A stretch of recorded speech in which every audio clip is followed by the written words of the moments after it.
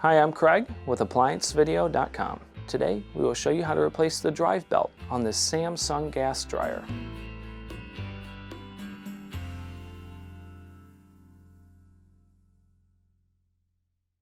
Stop. Before beginning any repair, always be sure to disconnect the power to the appliance. It is also recommended to test the outlet for the proper voltage. Remember to also turn off the gas.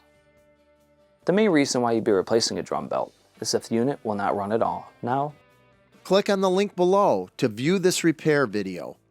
ApplianceVideo.com guides you step by step, giving you the confidence to avoid recalls and callbacks, also saving time on repairs. Whether you're up against an uncommon repair or the latest appliance on the market, our videos have been created with you in mind.